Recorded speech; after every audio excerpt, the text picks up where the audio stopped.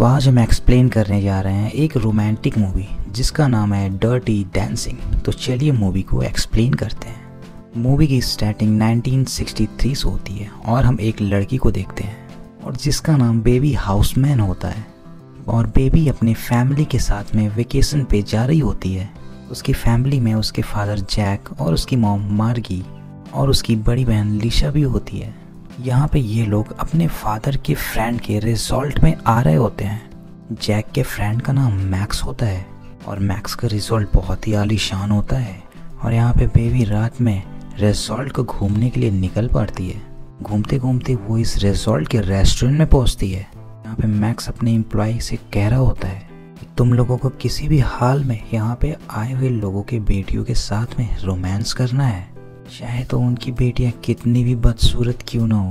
और मैक्स ऐसा इसलिए करना चाहता है क्योंकि वो लड़कियां किसी भी तरीके से एंजॉय कर सकें और वो हर बार यहाँ ज़रूर आए। और वहीं पे जॉनी नाम के एक लड़के का मैक्स बेइज्जती करता है।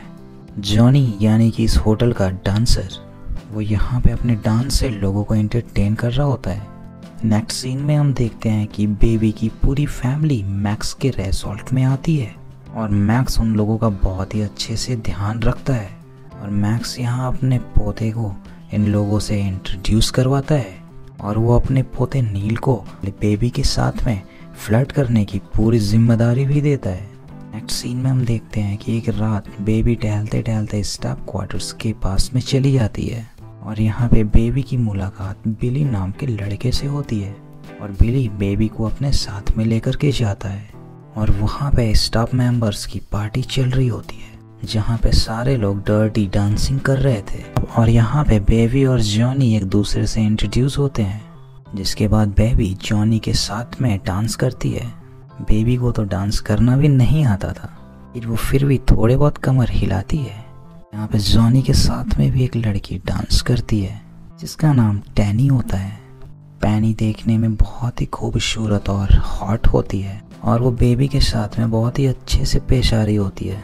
नेक्स्ट सीन में रात में जब नील बेबी के साथ में फ्लर्ट करने की कोशिश कर रहा था, तभी वहाँ पे बेबी की नज़र पैनी पे पड़ती है जो झाड़ियों में से बाहर निकल रही होती है। तभी बेबी की नज़र पैनी पे पड़ती है और उसे वो देख लेती है और वो जॉनी और बिली के साथ पैनी के पास चली जाती है, जहाँ पे उसे पता चलता है कि इस होटल की एक वेटर के साथ जिसका नाम रॉबी होता है, उसने पैनी को प्रेग्नेंट कर दिया है और अब वो उसका ख्याल रखने से भी मना कर रहा होता है और वो उसके बच्चे की ट्रीटमेंट के लिए पैसा भी नहीं दे रहा होता है। तभी बेबी पैनी का ख्याल रखने का डिसाइड करती है और उसी वक्त वो अपने फादर के पास आ जाती है और वो अपने डैड से पैसे मांगती है। तो उसके डैड पूछते हैं कि तुम्हें पैसे किस लिए चाहिए, लेकिन बेबी अपने डैड को बताती है कि मैं उन पैसों से किसी का मदद करना चाहती हूँ, जिसके बाद उसके डैड उसके पैसे दे देते हैं।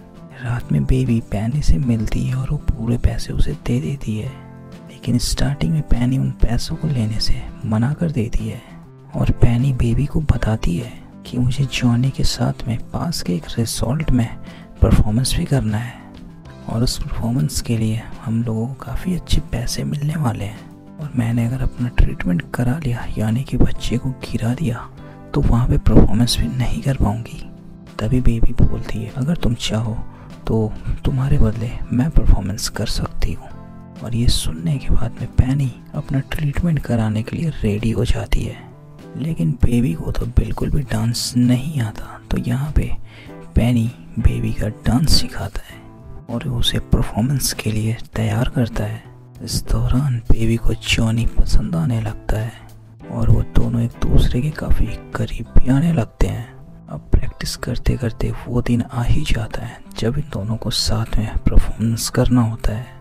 शुरू में तो बेबी बहुत ही ज़्यादा नर्वस हो जाती है, लेकिन वो धीरे धीरे रिलैक्स हो जाती है और वो साथ में डांस शुरू कर देती है।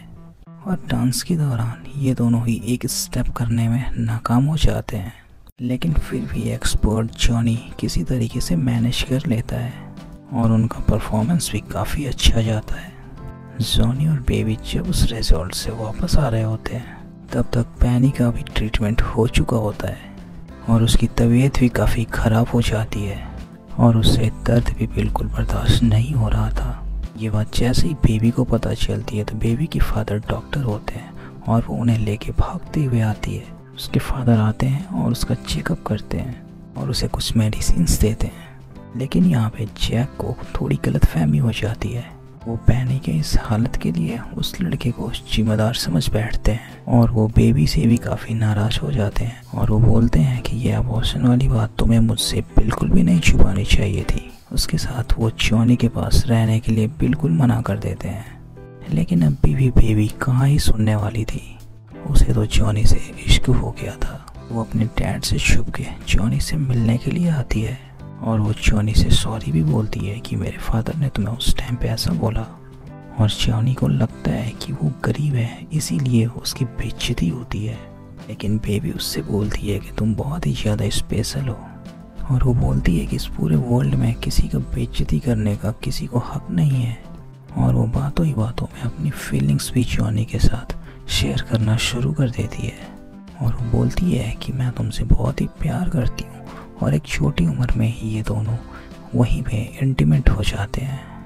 नेक्स्ट सीन में हम देखते हैं कि बेबी के फादर बेबी से बात करना बंद कर चुके हैं। वो बेबी को भी पूरी तरीके से इग्नोर कर रहे होते हैं। लेकिन इसके बावजूद भी बेबी जॉनी के साथ में आए भरना कम नहीं करती। डेली मिलते और डेली आए भरते हुए इंटीमेट होते थे। रात में बेबी की बड़ी बहन लीशा बेबी से बताती है कि कल मैं रॉबिन के साथ में इंटीमेट होने वाली हूँ। तो बेबी उससे बोलती है कि तुम्हें रॉबी के साथ में ऐसा नहीं करना चाहिए क्योंकि रॉबी एक अच्छा लड़का नहीं है। लेकिन लीसा उसकी बातों को इग्नोर करती है। नेक्स्ट डे जब बेबी जॉनी के साथ होती है उसी वक्त वहाँ से रॉबी गुजर रहा होता है।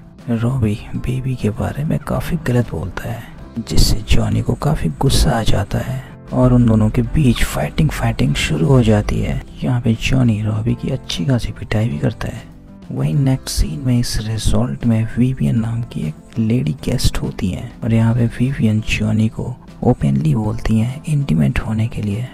लेकिन जॉनी काफ़ी मजबूती के साथ में उसकी ऑफर को ठुकरा देता है। जॉनी के इस गुस्से में विवियन रॉबी के साथ में इंटीमेट हो जाती है। और यहाँ पे तो लीशा ने भी डिसाइड किया था उसके साथ में अच्छी इंटीमेट होने के लिए। लेकिन वो जैसे ही डोर ओपन करती है तो वो रॉबी को विवियन के साथ में इंटीमेट होते हुए देख लेती है। वो ये देख के काफ़ी शॉक हो जाती है। उस टाइम बाद जब विवियन रॉबी के कमरे से बाहर आती है तो वो दूर जॉनी के कमरे से बेबी को बाहर आते हुए देखती है और इस बात से उसे जॉनी पे काफ़ी गुस्सा भी आता है और वो उस पर इल्ज़ाम भी लगाती है कि उसने मेरा पर्स चुरा लिया है। उसके बाद इस रिजॉर्ट का मालिक डिसाइड करता है कि वो जॉनी को अब उसके जॉब से निकाल देगा। दूसरी साइड में बेबी भी मैक्स को बताती है कि जॉनी बहुत ही अच्छा लड़का है और वो पूरी रात बेबी के साथ होता है। तो इसका मतलब यह है कि उसने वॉलेट नहीं चुराया है। और बेबी की इस बात से मैक्स कन्विंस हो जाता है और यहीं पे वो असली चोर भी पकड़ लिया जाता है। उसने विवियन के हस्बैंड का पर्स चुराया था। लेकिन चोरी पकड़े जाने के बाद भी जॉनी को जॉब से निकाल दिया जाता है। लेकिन जॉनी भी बेबी को बताता है कि कुछ ही दिनों में मैं इस रिजॉर्ट को छोड़ के जाने वाला हूँ। लेकिन रिजॉर्ट छोड़ के जाने से पहले वो जैक के पास में आता है। वो उससे डायरेक्ट बेबी के बारे में बात करना चाहता है और वो उसे बताना भी चाहता था कि पेनी के इस हालत के लिए मैं बिल्कुल भी जिम्मेदार नहीं था। लेकिन जैक तो यहाँ पे उससे बात करने के लिए मना ही कर देता है। वो उसे दोबारा बहुत सुनाता है। ये सब सुनने के बाद जॉनी वहाँ से चला जाता है। नेक्स्ट सीन में जॉनी फिर बेबी से मिलता है और वो बेबी को बताता है कि अब सीज़न ख़त्म होने वाला है। हर सीज़न के बाद वो पैनी के साथ में इस रिजॉर्ट में परफॉर्म्स करता था। लेकिन इस बार वो पैनी के साथ में परफॉर्म नहीं कर पाएगा।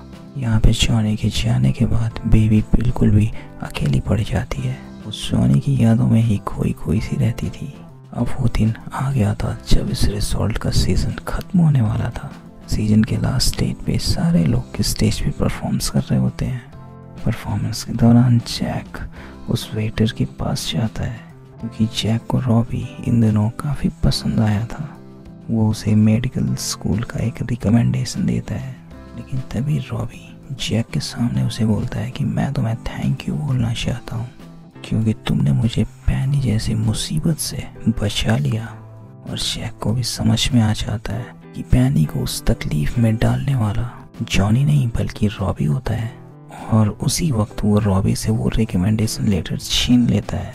स्टेज पे परफॉर्मेंस भी चल ही रहा था, लेकिन तभी वहाँ पे जॉनी की एंट्री हो जाती है। जॉनी बेबी का हाथ पकड़ता है और अपने साथ स्टेज पे लेके आता है, जहाँ पे वो एक्सेप्ट करता है कि बेबी की वजह से मैं पूरी तरीके से बदल चुका हूँ। अब वो ऐसा इंसान बन चुका है जैसा वो काफ़ी टाइम से बनने की कोशिश कर रहा था, जिसके साथ ही अब वो बेबी से भी काफ़ी प्यार करने लगा है, जिसके साथ जॉनी और बेबी साथ में डांस भी करते हैं। और अब की बार इस डांस में वो दोनों काफ़ी बेहतरीन परफॉर्मेंस भी देते हैं।